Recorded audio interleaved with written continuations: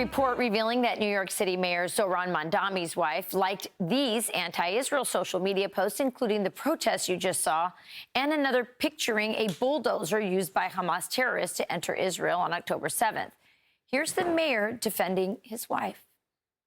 You know, my wife is the love of my life, and she's also a private person who has held no formal position on my campaign or in my city hall. I, however, was elected to represent all 8.5 million people in this city, and I believe that it's my responsibility, because of that role, to answer any questions about my thoughts and my policies and my decisions. Let's bring in Lara Trump. She's the host of My View. Laura, it's so great to have you on. So what's your reaction to Mayor Mamdani's defense of his wife?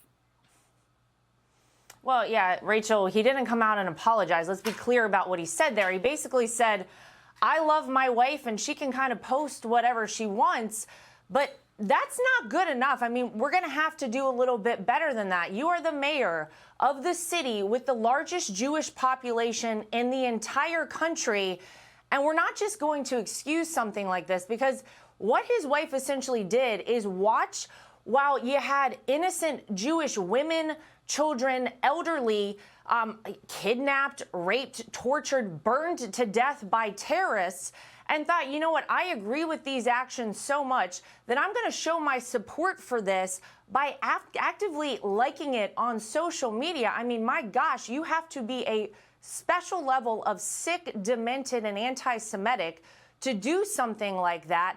And it's just not good enough. We need better than that. For the people of New York City, they deserve better. And listen, maybe the reality of what's going on here is maybe she has presented herself as she is and really put her beliefs out there. And maybe Mamdani is still trying to hide his beliefs, because don't forget, Rachel, it wasn't very long before he decided to run for mayor of New York City that he talked about globalizing the Intifada, that we heard words like that come out of his mouth. And he said some things that were very questionable to a lot of people in New York City and around our country.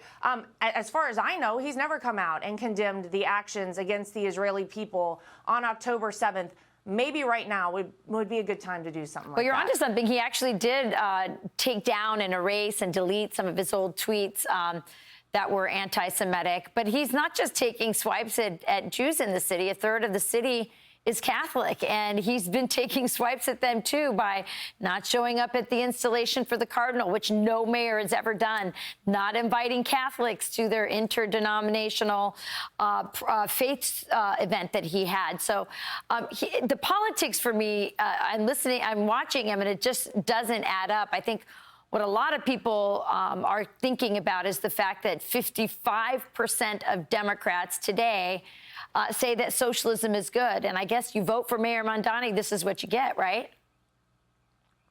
Yeah, and I hope that the New York City residents pay close attention to what's already transpired under his tenure as mayor of New York City and what's going to continue to happen. Look, he could go to the White House and be friendly with President Trump all he wants, but his actions have real ramifications for people in that city. And the things he's talked about doing and the things we've already seen happen, I think a lot of people might be second-guessing their vote for Mamdani, and I sure hope so, because socialism, Rachel, has never worked anywhere it has been tried anywhere in the world. It will not work in New York City. It will not work in Seattle. It will not work anywhere. And once you have this infiltrate your society, good luck getting it out. We've got to get back to the foundation of this country, who we are as Americans. It is not socialist values. This is not what we want in our country. And I think New Yorkers are probably having a little bit of buyer's remorse, if not already, very, very soon. Let's hope they are. I will say that, you know, socialism hasn't worked anywhere it's been tried, and maybe they're going to get a real-life lesson really soon as they see what's happening in Cuba as it's deteriorating right before our eyes, and, of course, what happened in Venezuela. All right, Laura, tell us what's coming up on My View tonight. Yeah, well, listen, we're following everything going on over in Iran, over in the Middle East. We're going to be bringing it to everyone live. And I'm also going to sit down and talk with the Crown Prince of Iran, Reza Pahlavi. You know, his family was run out of the country nearly 50 years ago. He has a plan. He wants to help get his country back. He wants to help free his people. And we're going to talk with him about it and everything else tonight at 9 p.m. I'll see everybody there. I'm Steve Doocy. I'm Brian Kilmeade. And I'm Ainsley Earhart. And click here to subscribe to the Fox News YouTube page to catch our hottest interviews and most compelling analysis.